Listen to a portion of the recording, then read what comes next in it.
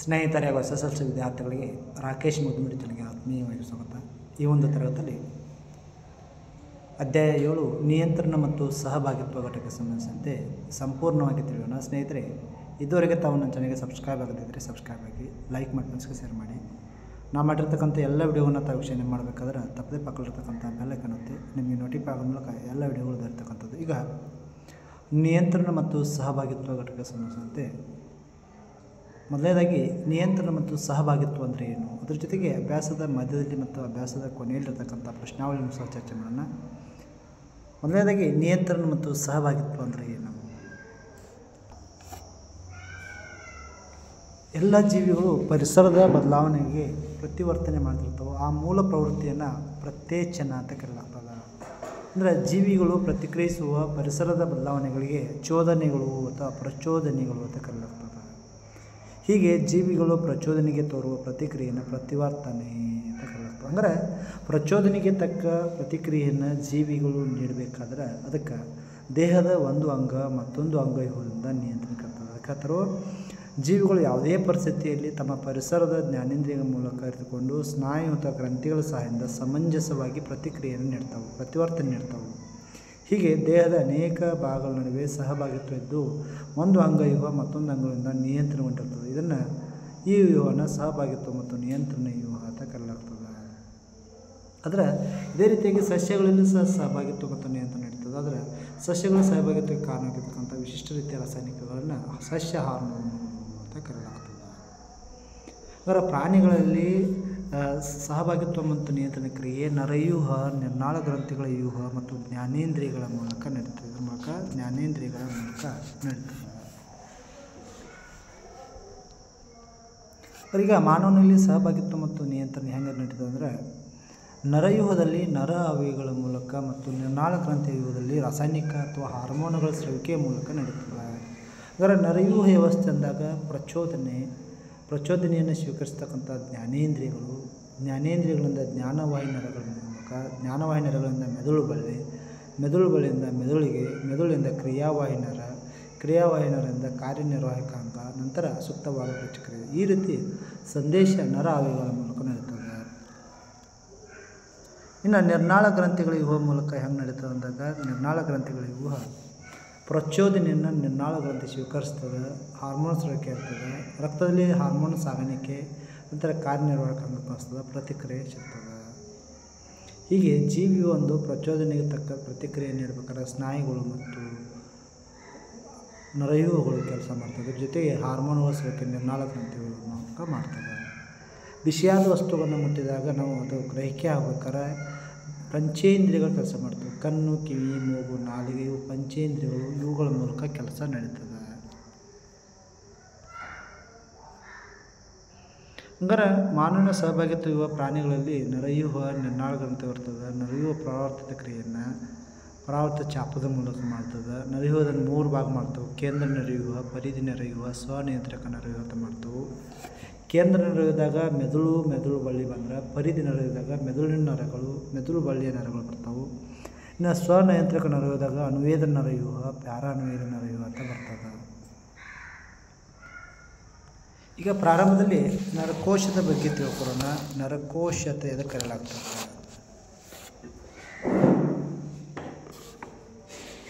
ನೋಡಿ, ನರಕೋಶ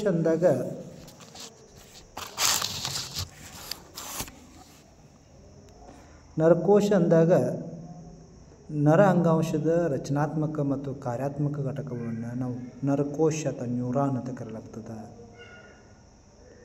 ಇನ್ನು ನ್ಯೂರಾನ್ ನೋಡಿದಾಗ ಮಧ್ಯದಲ್ಲಿ ದೊಡ್ಡದಾದ ಕೋಶ ಕೇಂದ್ರವನ್ನು ಇರ್ತದೆ. ಅದಕ್ಕೆ ಕೋಶಕಾಯ ಅಂತ ಕರಿತವೆ. ಕೋಶಕಾಯದಿಂದ ಹೊರಚಾಚದ ಚಿಕ್ಕ ರಚನೆಗಳಿಗೆ ಡೆಂಡ್ರೈಟ್ಸ್ ಅಂತ ಕರಿತವೆ. ಇನ್ನು ಡೆಂಡ್ರೈಟ್ಸ್ನ ಅತ್ಯಂತ ಉದ್ದವಾದ ಒಂದು ಶಾಖೆ ನೋಡ್ಬೋದು, ಅದಕ್ಕೆ ನಾವು ಅಕ್ಸಾನ್ ಅಂತ ಕರಿತೇವೆ. ಇನ್ನು ಅಕ್ಸಾನ ತುದಿ ಭಾಗದಲ್ಲಿ ನರ ತುದಿ ಇರ್ತದೆ. ಅದ್ರ ಜೊತೆಗೆ ಅಕ್ಸಾನ ಸುತ್ತ ಕೊಬ್ಬಿನ ಪದಾರ್ಥ, ಅದಕ್ಕೆ ಮೈಲಿನ್ ಹೊದಿಕೆ ಅಂತ ಕರಿತವೆ. ಆಮೇಲೆ ಅಕ್ಸಾನ ತುದಿ ಭಾಗದಲ್ಲಿರ್ತಕ್ಕಂಥ ನರ ತುದಿ ಶಾಖೆಗಳಿಗೆ ಟಿಲೋಡೆಂಡ್ರಾನ್ಸ್ ಅಂತ ಕರಿತವೆ. ಇನ್ನು 2 ನರಕೋಶಗಳ ಖಾಲಿ ಸ್ಥಳಕ್ಕೆ ಸಂಸರ್ಗ ಅಂತ ಕರೆಯಲಾಗ್ತದೆ. ಇನ್ನು ನ್ಯೂರಾನ್ ಯಾವ ರೀತಿ ಕೆಲಸ ಮಾಡ್ತದೆ ಅನ್ನೋದನ್ನು ಚರ್ಚೆ ಮಾಡೋಣ. ನರಕೋಶವೊಂದರಲ್ಲಿ ಡೆಂಡ್ರೈಟ್ಸ್ನ ತುದಿಯಲ್ಲಿ ಸಂಗ್ರಹಿತಕ್ಕಂಥ ಮಾಹಿತಿ ರಾಸಾಯನಿಕ ಕ್ರಿಯೆಯನ್ನು ಉಂಟು ಮಾಡ್ತದೆ. ನಂತರ ರಾಸಾಯನಿಕ ಕ್ರಿಯೆಯು ಒಂದು ವಿದ್ಯುತ್ ಆವೇಗವನ್ನು ಸೃಷ್ಟಿ ಮಾಡ್ತದೆ. ವಿದ್ಯುತ್ ಆವೇಗ ಡೆಂಡ್ರೈಟ್ಸ್ನಿಂದ ಕೋಶಕಾಯಕ್ಕೆ ನಂತರ ಅಕ್ಸಾನ್ನ ಉದ್ದಕ್ಕೂ ಅದರ ತುದಿವರೆಗೆ ಚಲಿಸ್ತದೆ. ಅಕ್ಸಾನ್ನ ತುದಿಯಲ್ಲಿ ವಿದ್ಯುತ್ ಆವೇಗಗಳು ಕೆಲವು ರಾಸಾಯನಿಕಗಳನ್ನು ಬಿಡುಗಡೆ ಮಾಡಿ ಆ ರಾಸಾಯನಿಕಗಳು ಸಂಸರ್ಗವನ್ನು ದಾಟ್ತವೆ ಮತ್ತು ಮುಂದಿನ ನರಕೋಶದ ಡೆಂಡ್ರೈಟ್ಗಳಲ್ಲಿ ಇದೇ ರೀತಿ ವಿದ್ಯುತ್ ಆವೇಗ ಪ್ರಾರಂಭಿಸ್ತದೆ. ಈ ರೀತಿಯಾಗಿ ನರ ಆವೇಗಗಳು ದೇಹದಲ್ಲಿ ಸಂಚರಿಸ್ತವೆ.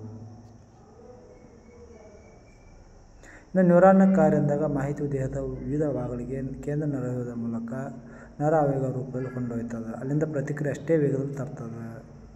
ಆಮೇಲೆ ದೇಹದ ಬಾಹ್ಯ ಮತ್ತು ಆಂತರಿಕ ಪ್ರಚೋದನೆ ಸೂಕ್ತವಾಗಿ ಪ್ರತಿಕ್ರಿಯೆ ಮಾಡತಕ್ಕಂಥದ್ದು ಇದು ಮಾಡ್ತದೆ. ಇನ್ನು ನ್ಯೂರಾನ್ನ ಪ್ರಮುಖವಾಗಿ 3 ಇದು ಮಾಡ್ತವೆ: ಜ್ಞಾನವಾಹಿ ನ್ಯೂರಾನ್, ಕ್ರಿಯಾವಾಹಿ ನ್ಯೂರಾನ್, ಮಿಶ್ರವಾಹಿ ನ್ಯೂರಾನ್ ಅಂತ 3 ರೀತಿಯಾಗಿ ಮಾಡಲಾಗ್ತದೆ. ಜೀವಿ ಒಂದು ತಕ್ಷಣದಲ್ಲಿ ತಾನಾಗಿ ಪ್ರತಿಕ್ರಿಯೆ ನೀಡ್ತದೆ. ಅದಕ್ಕೆ ಪರಾವರ್ತಿತ ಕ್ರಿಯೆ ಅಂತ ಕರೀತವು. ಅಂದರೆ ವೇಗವಾಗಿ ಬರುತ್ತಿದ್ದ ಬಸ್ಸಿನ ಮಾರ್ಗದಲ್ಲಿ ನಾವು ಅರಿವಿಲ್ಲದೆ ಹೊರಗೆ ಜಿಗುವುದು, ಬೆಂಕಿಯ ಜ್ವಾಲೆಯಿಂದ ನಮ್ಮ ಕೈಗೆ ಸ್ಪರ್ಶಿಸಿದಾಗ ಅರಿವಿಲ್ಲದೆ ಹಿಂದಕ್ಕೆ ತೆಗೆದುಕೊಳ್ಳೋದು. ಹೀಗೆ ಜೀವಿ ಒಂದು ಪರಿಸರದಲ್ಲಿ ಉಂಟಾದ ಒಂದು ಪ್ರಚೋದನೆಗೆ ತಾನಾಗಿ ಉಂಟಾಗ್ತಕ್ಕಂಥ ಹಠಾತ್ ಪ್ರತಿಕ್ರಿಯೆಯನ್ನು ಪರಾವರ್ತಿತ ಕ್ರಿಯೆ ಅಂತ ಕರೀತವು. ಪರಾವರ್ತಿತ ಕ್ರಿಯೆ ಕೇಂದ್ರ ಭಾಗ ಮೆದುಳು ಬಳ್ಳಿಯಾಗಿರ್ತದೆ. ಬಿಸಿಯಾದ ವಸ್ತುಗಳನ್ನು ಮುಟ್ಟಿದಾಗ ಚರ್ಮದ ಗ್ರಾಹಕೋಶಗಳು ಬಿಸಿಯಾದ ಮಟ್ಟವನ್ನು ಗ್ರಹಿಕೆ ಮಾಡಿ ಅಸಂಖ್ಯಾತ ನರ ಆವೇಗಗಳನ್ನು ಉಂಟು ಮಾಡ್ತಾವೆ. ನರ ಆವೇಗಗಳನ್ನು ನರಕೋಶದ ಮೂಲಕ ಮೆದುಳು ಬಳಿ ಸ್ವೀಕರಿಸಿ ಮೆದುಳು ಬಳಿ ಪ್ರತಿಕ್ರಿಯೆ ಉಂಟು ಮಾಡಿ ಕ್ರಿಯಾವಾಹಿ ನರಕೋಶಗಳ ಮೂಲಕ ಕಾರ್ಯನಿರ್ವಹಣೆ ತಲುಪಿಸಿ ಸುಡುವ ಕೈಯನ್ನು ಹಿಂದಕ್ಕೆ ತೆಗೆದುಕೊಳ್ಳಬೇಕಾಗ್ತದೆ. ಈ ರೀತಿ ಪ್ರತಿಕ್ರಿಯೆ ಉಂಟಾಗ್ತದೆ. ಅದರ ಪ್ರಚೋದನೆ ಉಂಟಾಗಿದ್ದರಿಂದ ಪ್ರತಿಕ್ರಿಯೆ ಏರ್ಪಡಿರತಕ್ಕಂಥ ನರ ಆವೇಗಗಳು ಹಾದು ಹೋಗ್ತಕ್ಕಂಥ ಮಾರ್ಗವನ್ನು ಪರಾವರ್ತಿತ ಚಾಪ ಅಂತ ಕರೀತೀವಿ. ಪರಾವರ್ತಿತ ಚಾಪ ನರ ಆವೇಗಗಳು ಗ್ರಾಹಕರಿಂದ ಮೆದುಳು ಬಳಿಗೆ ಮತ್ತು ಕಾರ್ಯನಿರ್ವಹಣೆಗೆ ಹೋಗೋದನ್ನು ಒಳಗೊಂಡಿರ್ತದೆ. ಇನ್ನು ಪರಾವರ್ತಿತ ಚಾಪ ಹೊಂದಿರತಕ್ಕಂಥ 5 ಪ್ರಮುಖ ಭಾಗಗಳು ಯಾವಂದರೆ ಗ್ರಾಹಕ, ಜ್ಞಾನವಾಹಿ ನರಕೋಶ, ಸಂಬಂಧ ಕಲ್ಪಿಸುವ ನರಕೋಶ, ಕ್ರಿಯಾವಾಹಿ ನರಕೋಶ, ಕಾರ್ಯನಿರ್ವಾಹಕ. ಗ್ರಾಹಕ ಅಂದಾಗ ಇದು ಪ್ರಚೋದನೆಯನ್ನು ಸ್ವೀಕರಿಸತಕ್ಕಂಥ ಭಾಗ. ಜ್ಞಾನವಾಹಿ ನರಕೋಶ ಇದು ಪ್ರಚೋದನೆ ಆವೇಗಗಳನ್ನು ಗ್ರಾಹಕದಿಂದ ಮೆದುಳು ಬಳಿಗೆ ಕೊಂಡೊಯ್ತದೆ. ಇನ್ನು ಸಂಬಂಧ ಕಲ್ಪಿಸುವ ನರಕೋಶ ಜ್ಞಾನವಾಹಿ ನರಕೋಶದಿಂದ ಆವೇಗಗಳನ್ನು ಕ್ರಿಯಾವಾಹಿ ನರಕೋಶಕ್ಕೆ ಸಾಗಿಸ್ತದೆ. ಇನ್ನು ಕ್ರಿಯಾವಾಹಿ ನರಕೋಶ ಪ್ರತಿಕ್ರಿಯೆ ಆವೇಗವನ್ನು ಕಾರ್ಯನಿರ್ವಾಹಕ ತೋರಿಸ್ತದೆ. ಆವಾಗ ಕಾರ್ಯನಿರ್ವಾಹಕ ಸೂಕ್ತವಾದ ಪ್ರತಿಕ್ರಿಯೆಯನ್ನು ತೋರಿಸ್ತದೆ. ಈ ರೀತಿ ಒಂದು ಚಿತ್ರ ಬರ್ತಕ್ಕಂಥ ಈ ರೀತಿ ಕೆಲಸ ನಡೀತದೆ.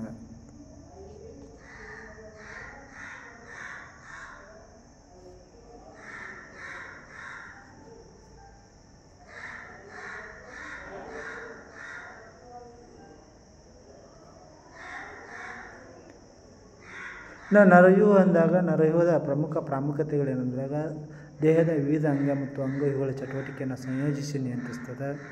ಇದು ಐಚ್ಛಿಕ ಅನೈಚ್ಛಿಕ ಕ್ರಿಯೆಗಳನ್ನು ನಿಯಂತ್ರಿಸ್ತದೆ. ಪರಿಸರ ಅಥವಾ ಸಂದರ್ಭಕ್ಕೆ ಅನುಗುಣವಾಗಿ ಹೊಂದಿಕೊಳ್ಳಲು ಸಹಾಯ ಮಾಡ್ತದೆ. ಆಲೋಚನೆ ವಿವೇಚನೆ ನೆನಪಿಟ್ಟುಕೊಳ್ಳುವಂತೆ ಮಾಡ್ತದೆ. ಪರಾವರ್ತಿತ ಕ್ರಿಯೆಯನ್ನು ನಿಯಂತ್ರಿಸ್ತದೆ. ಅದರಲ್ಲಿ ಗ್ರಾಹಕಗಳು ಅಂದಾಗ ಪಂಚೇಂದ್ರಿಯಗಳಿಗೆ ಗ್ರಾಹಕಗಳಾಗಿರ್ತಾವೆ. ಕಾರ್ಯನಿರ್ವಾಹಕ ಸ್ನಾಯುಗಳು ಗ್ರಂಥಿಗಳಾಗಿರ್ತಾವೆ. ಇನ್ನು ವಾಹಕಗಳಿಂದ ನರಗಳು ಆಗ್ತಾವೆ. ಗ್ರಾಹಕ ಕಾರ್ಯನಿರ್ವಾಹಕಕ್ಕೆ ಸಂಪರ್ಕ ಕಲ್ಪಿಸ್ತಕ್ಕಂಥ ಆವೇಗ ಅಂಗಾಂಶ ವಾಹಕ ಅವು ನರಗಳು ಮಾಡ್ತಾವೆ. ನರವ್ಯೂಹದ 3 ಭಾಗಗಳಂದಾಗ ಕೇಂದ್ರ ನರವ್ಯೂಹ, ಪರಿಧಿ ನರವ್ಯೂಹ, ಸ್ವನಿಯಂತ್ರಕ ನರವ್ಯೂಹ ಈ ರೀತಿ ಇರ್ತಕ್ಕಂಥ ಅದರ ಭಾಗಗಳನ್ನು ಇಲ್ಲಿ ಕೊಡ್ಬೋದು. ಮೆದುಳು ಬಳ್ಳಿ ಕೇಂದ್ರ ನರದಾಗ ಬರ್ತಾವೆ. ಮೆದುಳನ್ನು 3 ಭಾಗ ಮಾಡಿ ಮುಮ್ಮೆದುಳು, ಹಿಮ್ಮೆದುಳು, ಮೆದುಳು ಅಂತ ಮಾಡಲಾಗ್ತದೆ.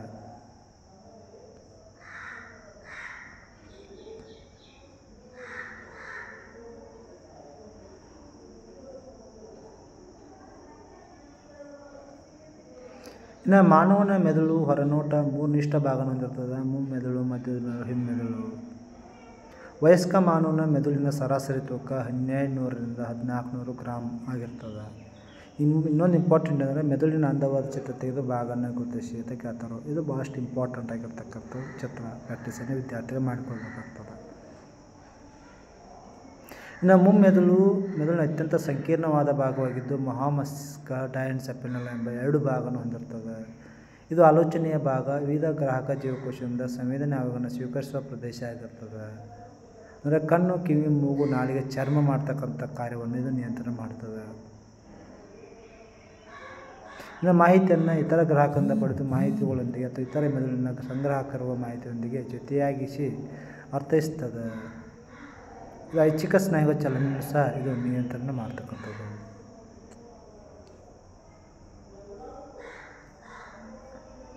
ಇನ್ನು ಮಹಾಮಸ್ತಿಷ್ಕ ಇದು ಮೆದುಳಿನ ಅತ್ಯಂತ ದೊಡ್ಡ ಭಾಗ, ಹೆಚ್ಚು ಅಭಿವೃದ್ಧಿ ಹೊಂದಿರ್ತದೆ. ಇದರ ಮೇಲೆ ವಕ್ರವಾದ ಮಡಿಕೆಗಳಿಂದ ಕೂಡಿರ್ತಕ್ಕಂಥದ್ದು. ಇದನ್ನು ನಾವು ಬಲ ಗೋಳಾರ್ಧ ಎಡ ಗೋಳಾರ್ಧ ಅಂತ 2 ಭಾಗಗಳಾಗಿ ವಿಂಗಡಣೆ ಮಾಡಲಾಗ್ತದೆ.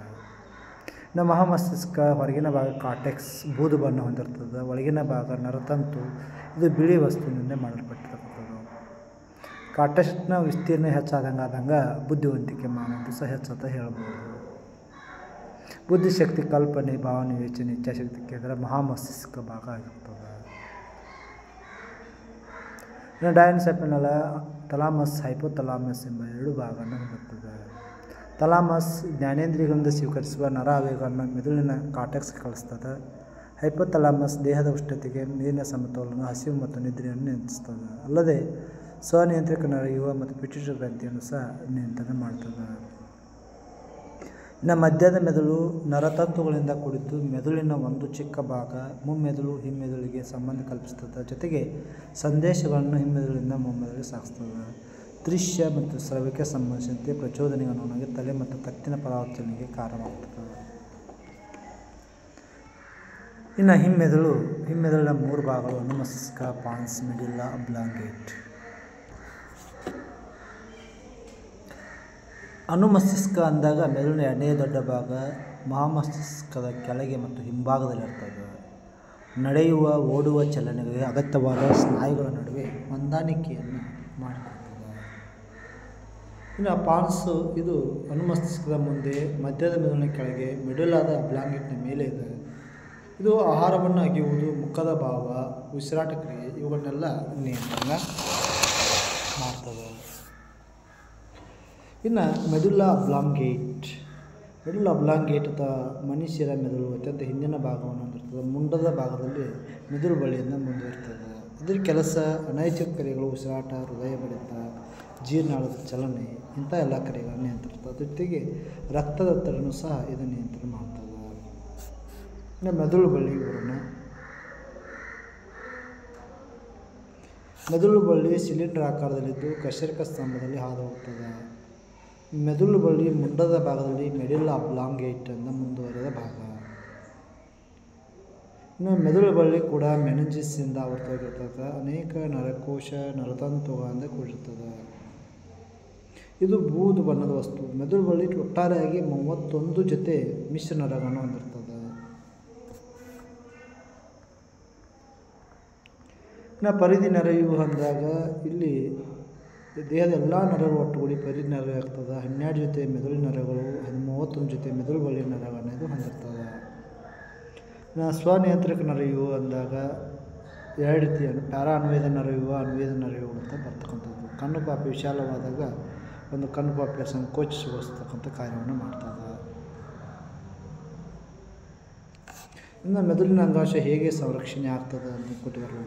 ಮೆದುಳು ಪೆಟ್ಟಿಯೊಳಗೆ ಸೆರೆಬ್ರಲ್ ಸ್ಪೈನಲ್ ಎಂಬ ದ್ರವ ತುಂಬಿದ ಬಲೂನಲ್ಲಿ ಮೆದುಳು ಇರಿಸಲಾಗ್ತದೆ. ಆಘಾತ ಗಂಧದ ರಕ್ಷಣೆ ನೀಡ್ತಕ್ಕಂಥದ್ದು.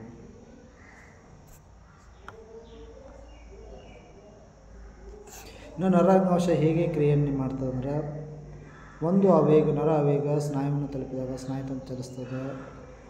ಅದರ ಕೋಶೀಯ ಮಟ್ಟದಲ್ಲಿ ಚಲನೆ ಅತ್ಯಂತ ಸರಳ ಪರಿಕಲ್ಪನೆಯಾಗಿದ್ದು ಜೀವಕೋಶ ತಮ್ಮ ಆಕಾರವನ್ನು ಬದಲಿಸುತ್ತಾ ಚಲಿಸ್ತದೆ, ಉದ್ದವನ್ನು ಕಡಿಮೆ ಮಾಡ್ತದೆ. ಇನ್ನು ಸ್ನಾಯುಕೋಶಗಳು ವಿಶಿಷ್ಟವಾದ ಪ್ರೋಟೀನ್ ಹೊಂದಿದ್ದು ನರ ಆವೇಗಗಳು ಪ್ರತಿಕ್ರಿಯೆಯಾಗಿ ಜೀವಕೋಶಗಳಿಗೆ ತಮ್ಮ ಆಕಾರ ಸಂಯೋಜನೆ ಎರಡನ್ನು ಬದಲಿಸಿ ಹೊಸ ಸಂಯೋಜನೆ ಸ್ನಾಯುಕೋಶಗಳಿಗೆ ಗಿಡ್ಡ ರೂಪವನ್ನು ನೀಡ್ತದೆ. ಇನ್ನು ಅಭ್ಯಾಸದ ಮಧ್ಯದಲ್ಲಿರ್ತಕ್ಕಂಥ ಪ್ರಶ್ನಾವಳಿಗಳು. ನಡಿಗೆ ಮತ್ತು ಪರಾವರ್ತಿತ ಪ್ರತಿಕ್ರಿಯೆಗಳ ನಡುವಿನ ವ್ಯತ್ಯಾಸವೇನು?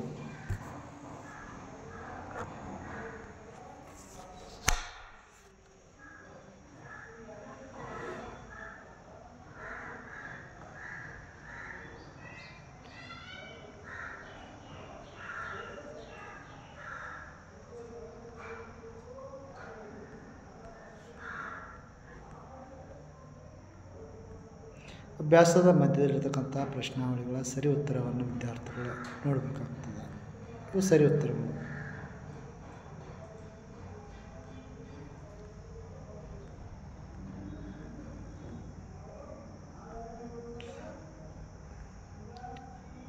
ಇನ್ನು ಸಸ್ಯಗಳಲ್ಲಿ ಸಹಭಾಗಿತ್ವ. ಸಸ್ಯಗಳ ಸಹಭಾಗಿತ್ವ ಅಂದಾಗ ಸಸ್ಯಗಳು ವಿವಿಧ ಪ್ರಚೋದನೆಗೆ ಅನುಗುಣವಾಗಿ ಸಸ್ಯಗಳು ಉಂಟು ಮಾಡುವ ಚಲನೆಯನ್ನು ಅನುವರ್ತನಾ ಚಲನೆ ಅಂತ ಕರೆಯಲಾಗ್ತದೆ. ಅನುವರ್ತನಾ ಚಲನೆಗಳಲ್ಲಿ ಸಾಕಷ್ಟು ವಿಧಗಳದಾವೆ. ಅದರಲ್ಲಿ ಮೊದಲನೇದು ದ್ಯುತಿ ಅನುವರ್ತನೆ ಅಥವಾ ಪ್ರಕಾಶ ಅನುವರ್ತನೆ ಅಂತ ಕರಿತೀವಿ. ಸಸ್ಯ ಒಂದು ಬೆಳಕಿನ ಕಡೆಗೆ ಪ್ರತಿಕ್ರಿಯೆ ಮಾಡಿರೋದಕ್ಕೆ ದ್ಯುತಿ ಅನುವರ್ತನೆ ಅಂತ ಕರೀತಾರೆ. ಬೆಳಕು ಸಸ್ಯದ ಭಾಗಗಳು ಬೆಳೆಯುವ ದಿಕ್ಕನ್ನು ಬದಲಿಸ್ತದೆ. ದ್ಯುತಿ ಅನುವರ್ತನೆ ಚಲನೆ ಎರಡು ವಿಧಗಳಲ್ಲಿ ನಡೀತದೆ. ಎಳೆಯ ಕಾಂಡಗಳು ಬೆಳಕಿನ ಕಡೆಗೆ ಬಾಗುವ ಮೂಲಕ ಪ್ರತಿಕ್ರಿಯಿಸಿದರೆ ಬೇರುಗಳು ಬೆಳಕಿನ ದೂರದಿಂದ ಚಲಿಸಿ ಬಾಗ್ತಾವೆ.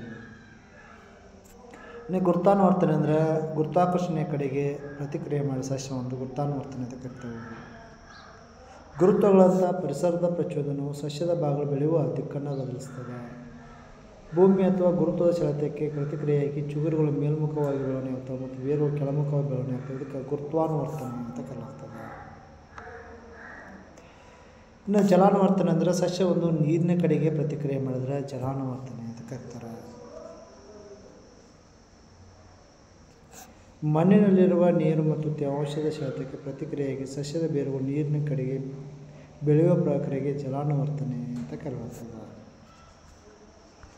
ಇನ್ನು ಸ್ಪರ್ಶಾನುವರ್ತನೆ ಅಂದರೆ ಸ್ಪರ್ಶದೆಡೆಗೆ ಸಸ್ಯ ಪ್ರತಿಕ್ರಿಯೆ ಮಾಡ್ತದೆ. ಬಳ್ಳಿಯ ಸಸ್ಯದ ಭಾಗಗಳು ಬೆಳೆಯುವ ಸ್ಪರ್ಶ ಸೂಕ್ಷ್ಮವಾಗಿ ಬಳ್ಳಿಯ ಕುಡಿಗಳನ್ನು ಹೊಂದಿದ್ದು ಸ್ಪರ್ಶ ಬಂದಾಗ ಬಳ್ಳಿಯ ಕುಡಿಗಳು ಅದರ ಕುಡಿಗಳು ವೃತ್ತಾಕಾರದಲ್ಲಿ ಆವರಿಸಿ ಎಟ್ಟಿಕೊಂಡು ಬೆಳೀತಾವೆ.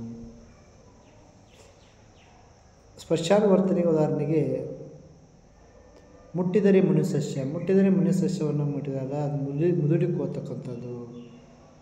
ಮಿಮೋಸ್ ಎಂಬ ಕುಟುಂಬಕ್ಕೆ ಸೇರ್ತಕ್ಕಂಥ ಆ ನಾಚಿಕೆ ಮುಳ್ಳಿನ ಗಿಡ ಅದನ್ನು ಸ್ಪರ್ಶಾನು ಮಾಡಿದಾಗ ಅದರ ಅಂಗಾಂಶವನ್ನು ಬದಲಿಸಿ ಅದು ಏನು ಮಾಡ್ತದೆ, ಮುದುಡಿಕೋತದೆ.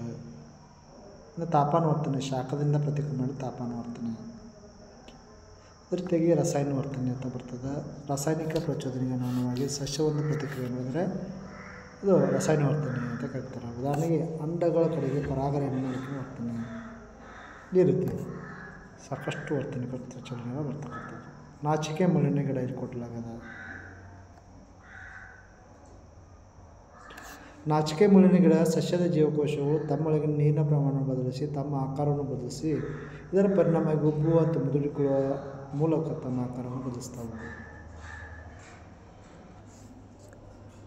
ಇನ್ನು ಸಸ್ಯ ಹಾರ್ಮೋನುಗಳನ್ನು ಫೈಟೋ ಹಾರ್ಮೋನ್ ಅಂತ ಕರಿತೇವೆ. ಅಂದರೆ ಸಸ್ಯಗಳ ಬೆಳವಣಿಗೆಗೆ ಸಸ್ಯಗಳ ಸಹಭಾಗಿತ್ವಕ್ಕೆ ಕಾರಣವಾದ ವಿಶಿಷ್ಟ ರೀತಿಯ ರಾಸಾಯನಿಕಗಳನ್ನು ಸಸ್ಯ ಹಾರ್ಮೋನುಗಳು ಫೈಟೋ ಹಾರ್ಮೋನ್ ಅಂತ ಕರಿತೇವೆ.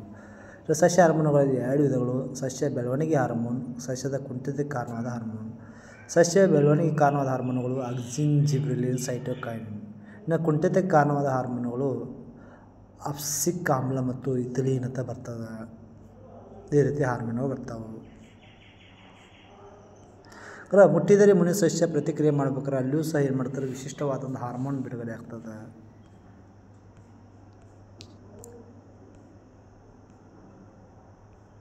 ಈಗ ಸಸ್ಯ ಹಾರ್ಮೋನ್ನ ಮೊದಲೇ ಕಾರ್ಯ ನೋಡೋಣ. ಮೊದಲೇ ಹಾರ್ಮೋನ್ ಬರೋಣ, ಆಕ್ಸಿನ್. ಸಸ್ಯದ ಮಗ್ಗಿನ ತುದಿ ಅಥವಾ ಬೇರಿನ ತುದಿಯಲ್ಲಿ ಇದು ಕಂಡು ಬರ್ತದೆ. ಸಸ್ಯಗಳ ಉದ್ದ ಮತ್ತು ದಪ್ಪದ ಹೆಚ್ಚಳಕ್ಕೆ ಪ್ರಕಾಶನವರ್ತನೆಯನ್ನು ಪ್ರೇರೇಪಿಸ್ತದೆ. ಎಲೆ, ಹೂವು, ಹಣ್ಣುಗಳ ಭಾಗದಲ್ಲಿ ಕಂಡುಬರ್ತದೆ. ಆಮೇಲೆ ಇನ್ನೊಂದು ಏನಂದರೆ ಸೂರ್ಯನ ಬೆಳಕು ವಿರುದ್ಧ ದಿಕ್ಕಿನಲ್ಲಿ ಇದು ವಿಸರಣೆ ಆಗುತ್ತೆ. ಈ ಹಾರ್ಮೋನ್ ವಿಸರಣೆ ಆಗುತ್ತದೆ. ನೆರಳಿನ ಭಾಗದ ಕಡೆಗೆ ವಿಸರಣೆ ಆಗ್ತದೆ. ಇನ್ನು ಜಿಬ್ರೆಲಿನ್ ಇದು ಕಾಂಡದ ಬೆಳವಣಿಗೆಗೆ ಸಹಾಯ ಆಗ್ತದೆ.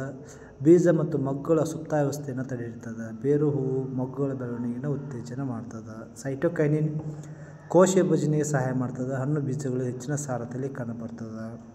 ಅಬ್ಸಿಕ್ ಆಮ್ಲ ಸಸ್ಯದ ಬೆಳವಣಿಗೆ ಕುಂಠಿತಕ್ಕೆ ಕಾರಣವಾಗಿರ್ತಕ್ಕಂಥ ಹಾರ್ಮೋನ್. ಪತ್ರರಂಧ್ರಗಳ ತೆರೆಯುವ ಕ್ರಿಯೆಯನ್ನು ನಿಯಂತ್ರಿಸ್ತದೆ. ಇಥಿಲೀನ್ ಕಾಯಿ ಹಣ್ಣಾಗಲು ಸಹಾಯವನ್ನು ಮಾಡ್ತದೆ.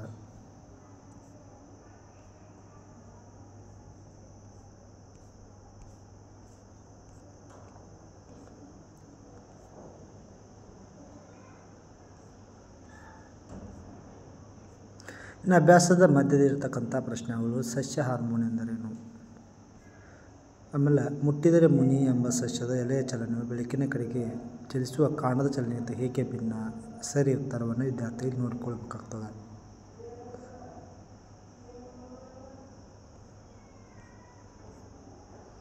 ಮುಂದಿನ ಪ್ರಶ್ನೆ: ಬೆಳವಣಿಗೆಯನ್ನು ಉತ್ತೇಜಿಸುವ ಸಸ್ಯ ಹಾರ್ಮೋನಿಗೆ ಒಂದು ಉದಾಹರಣೆ ಕೊಡಿ. ಆಕ್ಸಿನ್ ಕೊಡ್ಬೋದು. ನಾಲ್ಕನೇದು ಒಂದು ಆಧಾರ ಸುತ್ತ ಕುಡಿ ಬಳ್ಳಿಗಳು ಬೆಳವಣಿಗೆಯನ್ನು ಆಕ್ಸಿಜನ್ ಹೇಗೆ ಉತ್ತೇಜಿಸ್ತದೆ. ಜಲಾನುವರ್ತನೆಯನ್ನು ತೋರಿಸ್ತಕ್ಕಂಥ ಒಂದು ಪ್ರಯೋಗವನ್ನು ವಿನ್ಯಾಸಗೊಳಿಸಿ.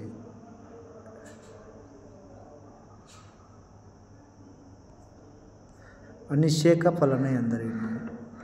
ಅನಿಷೇಕ ಫಲನ ಅಂದರೆ ಬೀಜಗಳು ಹೂಗಳಿಂದ ಗರ್ಭಧಾರಣೆಯಿಂದ ಉತ್ಪತ್ತಿ ಮಾಡುವ ಕ್ರಿಯೆಗೆ ಅನಿಷೇಕ ಫಲನ ಅಂತ ಕರೀತಾವೆ.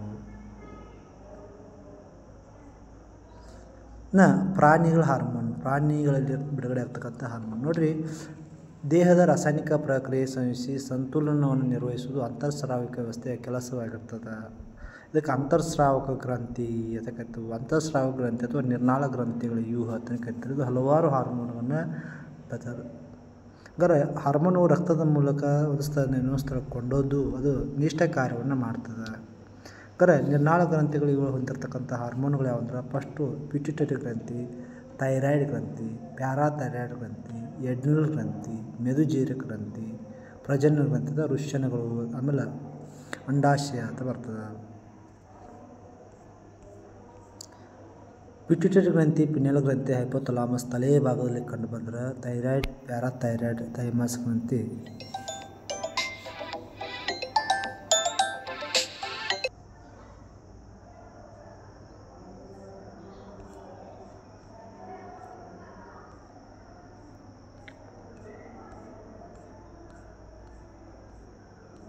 ಇನ್ನು ಪಿಟ್ಯುಟರಿ ಗ್ರಂಥಿ ಬಗ್ಗೆ ತಗೊಂಡ್ರೆ ಪಿಟ್ಯುಟರಿ ಗ್ರಂಥಿ ಮಾನವನ ದೇಹದಲ್ಲಿ ಕಂಡುಬರ್ತಕ್ಕಂಥ ಅತ್ಯಂತ ದೊಡ್ಡ ಚಿಕ್ಕ ಗ್ರಂಥಿ. ಇದು ಬಟಾಣಿ ಗಾತ್ರದಷ್ಟಿರ್ತದೆ.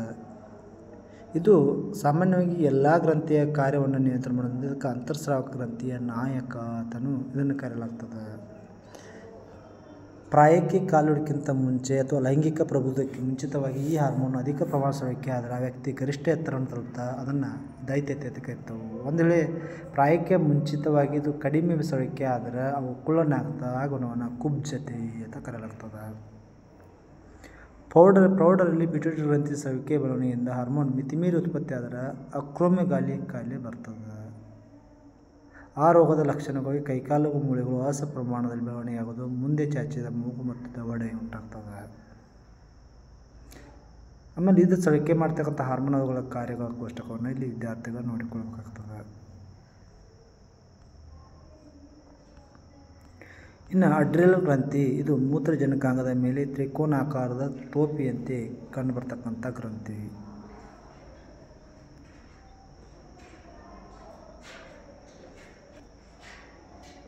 ಈ ಗ್ರಂಥಿಯ ಹೊರಭಾಗದಲ್ಲಿ ಕಾರ್ಟೆಕ್ಸ್ ಮತ್ತು ಒಳಭಾಗದಲ್ಲಿ ಮೆಡುಲ್ಲಾ ಎಂಬ ಎರಡು ಭಾಗ ಹೊಂದಿರ್ತದೆ. ಹೊರಭಾಗದಲ್ಲಿ ಕಾರ್ಟೆಕ್ಸ್ ಭಾಗ ಕಾರ್ಟಿಸೋನ್ ಹಾರ್ಮೋನ್ ಸ್ರವಿಕೆ ಮಾಡ್ತದೆ. ಕಾರ್ಟಿಸೋನ್ ಹಾರ್ಮೋನ್ ಇದು ಉಪಚಯಾಪಚಯ ಕ್ರಿಯೆಯ ವೇಗವನ್ನು ಮತ್ತು ರಕ್ತದ ಲವಣಗಳ ಸಾಂದ್ರತೆಯನ್ನು ನಿಯಂತ್ರಣ ಮಾಡ್ತದೆ. ಇನ್ನು ಒಳಭಾಗದ ಮೆಡುಲ್ಲಾವು ಅಡ್ರಿನಲಿನ್, ನಾರ್ ಅಡ್ರಿನಲಿನ್ ಮತ್ತು ಡುಪಿನ್ ಎಂಬ 3 ಹಾರ್ಮೋನನ್ನು ಹೊಂದಿರ್ತದೆ. ಇನ್ನು ಅಭ್ಯಾಸದ ಮಧ್ಯದಲ್ಲಿರ್ತಕ್ಕಂಥ ಒಂದು ಪ್ರಶ್ನೆ ಏನಂದರೆ ಅಡ್ರಿನಲಿನ್ ಹಾರ್ಮೋನ್ ತುರ್ತುಪರಿಸ್ಥಿತಿ ಹಾರ್ಮೋನ್ ಎಂದು ಕರೆಯಲು ಕಾರಣವೇನು. ನಮಗೆ ಸಾಕಷ್ಟು ಭಯ, ಆತಂಕ, ದುಃಖ ಆದಾಗ ಎಂಥ ಪರಿಸ್ಥಿತಿಯನ್ನು ಎದುರಿಸುವ ಸಾಮರ್ಥ್ಯ ಈ ಹಾರ್ಮೋನ್ ನಮಗೆ ಕೊಡ್ತದೆ.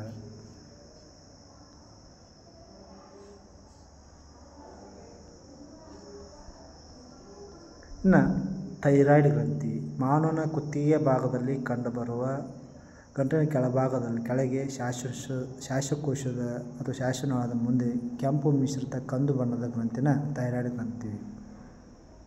ಥೈರಾಯ್ಡ್ ಗ್ರಂಥಿ ಥೈರಾಕ್ಸಿನ್ ಹಾರ್ಮೋನ್ ಸ್ರವಿಕೆ ಮಾಡ್ತದೆ. ಈ ಸ್ರವಿಕೆ ಮಾಡಬೇಕಾದ್ರೆ ಅಯೋಡಿನ್ ಅವಶ್ಯಕತೆ ಇರ್ತದೆ. ನಮ್ಮ ದೇಹದಲ್ಲಿ ಕಾರ್ಬೋಹೈಡ್ರೇಟ್, ಪ್ರೋಟೀನ್, ಕೊಬ್ಬಿನ ಚಯಾಪಚಯ ಕ್ರಿಯೆಯನ್ನು ಥೈರಾಕ್ಸಿನ್ ನಿಯಂತ್ರಿಸಿ ಬೆಳವಣಿಗೆಯನ್ನು ಅತ್ಯುತ್ತಮ ಸಮತೋಲನವನ್ನು ಒದಗಿಸ್ತದೆ. ಥೈರಾಕ್ಸಿನ್ ಸಂಶ್ಲೇಷಣೆ ಅಯೋಡಿನ್ ಅತ್ಯವಶ್ಯಕವಾಗಿ ಬೇಕೇ ಬೇಕು. ನಮ್ಮ ಆಹಾರದಲ್ಲಿ ಅಯೋಡಿನ್ ಕೊರತೆ ಉಂಟಾದಾಗ ಗಳಗಂಡ ಕಾಯಿಲೆಗೆ ತುತ್ತಾಗ್ತವೆ.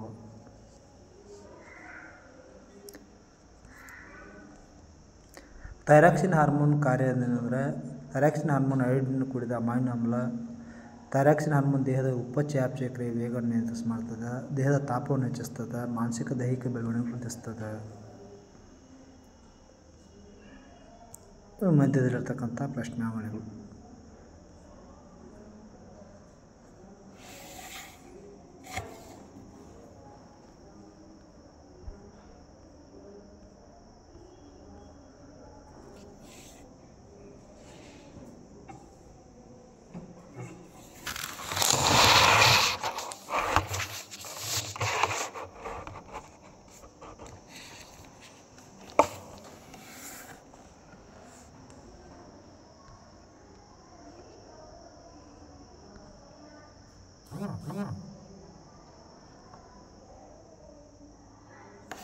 ಹೈಪೋಥಲಾಮಸ್ ಅನೇಕ ಹಾರ್ಮೋನುಗಳ ಬಿಡುಗಡೆಯಲ್ಲಿ ಪ್ರಮುಖ ಪಾತ್ರವನ್ನು ವಹಿಸ್ತಕ್ಕಂಥದ್ದು.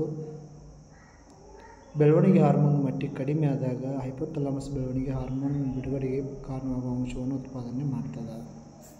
ಇನ್ನು ಮೆದುಜರ ಗ್ರಂಥಿ, ಇದು ಲಾಂಗ್ಸಾನ ಕಿರುದ್ವೀಪಗಳು ಗಾತ್ರದಲ್ಲಿ ಚಿಕ್ಕದಾಗಿದ್ದು ಮೆದುಜೀರಕದಲ್ಲಿ ಅಡಕವಾಗಿರ್ತಕ್ಕಂಥದ್ದು. ಮೆದುಜೀರಕವನ್ನು ಮಿಶ್ರ ಗ್ರಂಥಿ ಅಂತ ಕರೆಯಲಾಗ್ತದೆ. ಇದು 2 ಹಾರ್ಮೋನ್ ಸ್ರವಿಕೆ ಮಾಡ್ತದೆ, ಒಂದು ಇನ್ಸುಲಿನ್ ಇನ್ನೊಂದು ಗ್ಲುಕಾನ್. ಡಯಾಬಿಟಿಸ್ ರೋಗ ಉಂಟಾಗಲು ಲಾಂಗ್ಸಾನನ ಕಿರುದ್ವೀಪಗಳು ಉತ್ಪತ್ತಿ ಮಾಡ್ತಕ್ಕಂಥ ಇನ್ಸುಲಿನ್ ಹಾರ್ಮೋನ್ನ ಕೊರತೆಯಿಂದ ಉಂಟಾಗ್ತದೆ. ಇನ್ಸುಲಿನ್ ಗ್ಲೂಕೋಸನ್ನು ಗ್ಲೈಕೋಜನ್ ಆಗಿ ಪರಿವರ್ತಿಸ ಮಾಡ್ತದೆ. ಗ್ಲೈಕೋಜನ್ ಯಕೃತ್ತು ಮತ್ತು ಸ್ನಾಯುಗಳಿಗೆ ಸಂಗ್ರಹವಾಗಿರ್ತದೆ.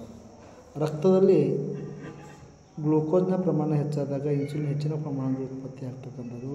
ಸಾಕಷ್ಟು ಪ್ರಮಾಣದಲ್ಲಿ ಇನ್ಸುಲಿನ್ ಉತ್ಪತ್ತಿ ಆಗದಿದ್ದರೆ ರಕ್ತ ಗ್ಲೂಕೋಸ್ನ ಪ್ರಮಾಣ ಹೆಚ್ಚಿಸಿ ಮೂತ್ರದ ಮೂಲಕ ವಿಸರ್ಜನೆ ಮಾಡ್ತದೆ. ಇದಕ್ಕೆ ಡಯಾಬಿಟಿಸ್ ಮೆಲಿಟಸ್ ಅಂತ ಕರೆಯಲಾಗ್ತದೆ. ಇದನ್ನು ನಿಯಂತ್ರಣ ಮಾಡೋಕ್ಕೆ ಇನ್ಸುಲಿನ್ ಇಂಜೆಕ್ಷನ್ನ ಮಾಡ್ತದೆ. ಇನ್ಸುಲಿನ್ ಇಂಜೆಕ್ಷನ್ ಮಾಡೋದ್ರ ಮೂಲಕ ನಾವು ಇದನ್ನು ಕಂಟ್ರೋಲ್ಗೆ ತರಬಹುದು.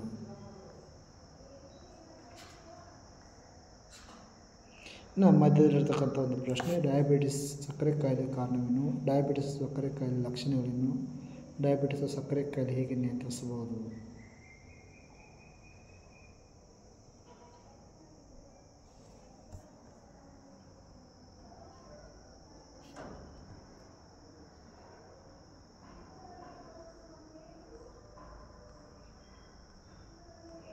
ಇನ್ನು ಜನನ ಗ್ರಂಥಿ ಉತ್ಪತ್ತಿ ಮಾಡುವ ಹಾರ್ಮೋನುಗಳು ಯಾವಂದ್ರೆ, ಒಂದು ವೃಷಣಗಳು ಮತ್ತು ಟೆಸ್ಟೋಸ್ಟೆರಾನ್ ಆಗಿರ್ತದೆ. ವೃಷಣಗಳು ಪುರುಷ ಸಂಬಂಧಿ ಹಾರ್ಮೋನ್ ಆದ ಟೆಸ್ಟೋಸ್ಟೆರಾನ್ ಹಾರ್ಮೋನ್ ಉತ್ಪತ್ತಿ ಮಾಡ್ತದೆ. ಇನ್ನು ಸ್ತ್ರೀಯರಲ್ಲಿ ಅದು ಟೆಸ್ಟೋಸ್ಟೆರಾನ್ ಹಾರ್ಮೋನ್ ಕಾರ್ಯ ಏನಂದರೆ ಪುರುಷರ ಗಂಡಸಿನ ಲಕ್ಷಣಕ್ಕೆ ಕಾರಣ ಆಗ್ತದೆ. ಇನ್ನು ಅಂಡಾಶಯದಲ್ಲಿ ಈಸ್ಟ್ರೋಜನ್ ಪ್ರೊಜೆಸ್ಟರಾನ್ ಎಂಬ ಹಾರ್ಮೋನ್ಸ್ ಉತ್ಪತ್ತಿ ಆಗ್ತದೆ. ಸ್ತ್ರೀಯರಲ್ಲಿ ಈಸ್ಟ್ರೋಜನ್ ಹಾರ್ಮೋನ್ ಪ್ರೌಢಾವಸ್ಥೆ ತಲುಪಿದ ಹೆಣ್ಣಿನ ಲಕ್ಷಣಗಳಿಗೆ ಬೆಳವಣಿಗೆ ಕಾರಣ ಆಗ್ತದೆ. ಇನ್ನು ಪ್ರೊಜೆಸ್ಟರಾನ್ ಹಾರ್ಮೋನ್ ಹೆಣ್ಣಿನಲ್ಲಿ ಋತುಚಕ್ರ ಗರ್ಭಧಾರಣೆಯ ಸಮಯದಲ್ಲಿ ಅಗತ್ಯವಾದ ಬದಲಾವಣೆಗೆ ಗರ್ಭಕೋಶದಲ್ಲಿ ಇದು ಬಿಡುಗಡೆಯಾಗಿ ಗರ್ಭಕೋಶವನ್ನು ಸಜ್ಜುಗೊಳಿಸ್ತದೆ. ಇನ್ನು ಪಠ್ಯದಲ್ಲಿರ್ತಕ್ಕಂಥ ಪ್ರಶ್ನಾವಳಿಗಳು, ಮಧ್ಯದಲ್ಲಿರ್ತಕ್ಕಂಥ ಪ್ರಶ್ನಾವಳಿಗಳಿಗೆ ಸರಿ ಉತ್ತರಗಳು.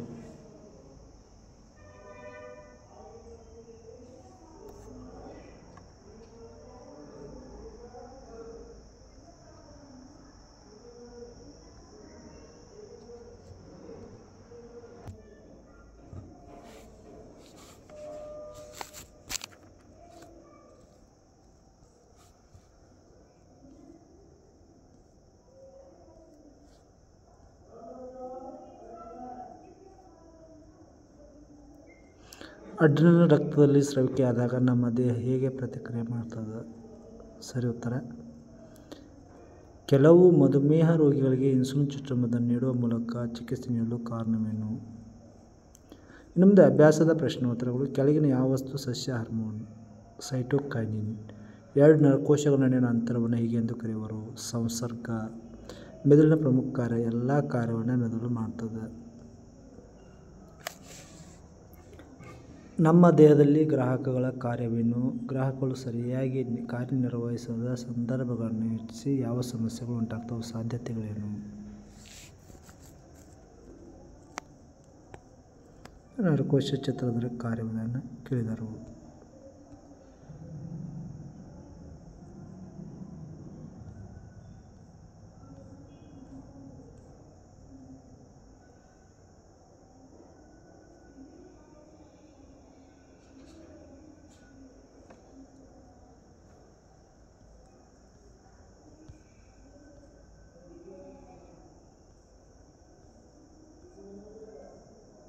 ಸಸ್ಯಗಳಲ್ಲಿ ದ್ವಿತೀಯಾನುವರ್ತನೆ ಹೇಗೆ ಉಂಟಾಗುತ್ತದೆ?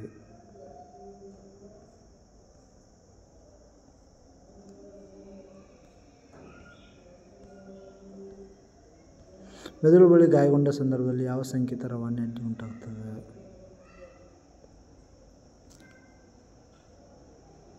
ಸಸ್ಯಗಳ ಸಹಭಾಗಿತ್ವ ಹೇಗೆ ಉಂಟಾಗ್ತದೆ?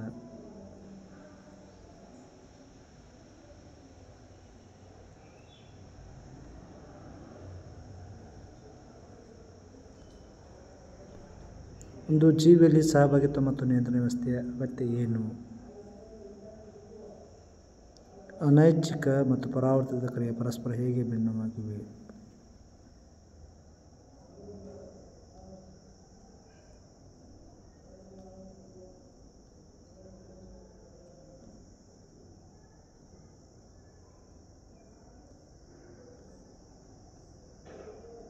ಪ್ರಾಣಿಗಳಲ್ಲಿ ಸಹಭಾಗಿತ್ವ ಮತ್ತು ನಿಯಂತ್ರಣಕ್ಕೆ ಇರುವ ನರ ಮತ್ತು ಹಾರ್ಮೋನುಗಳ ಕಾರ್ಯಗಳನ್ನು ಹೋಲಿಸಿ ಅವುಗಳ ನಡುವಿನ ವ್ಯತ್ಯಾಸಗಳನ್ನು ಪಟ್ಟಿ ಮಾಡಿರಿ.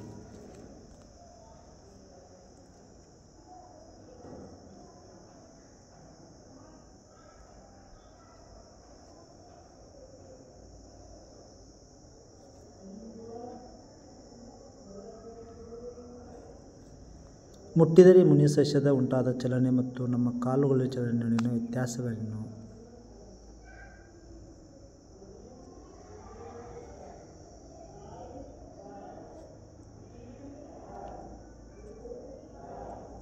Thank you.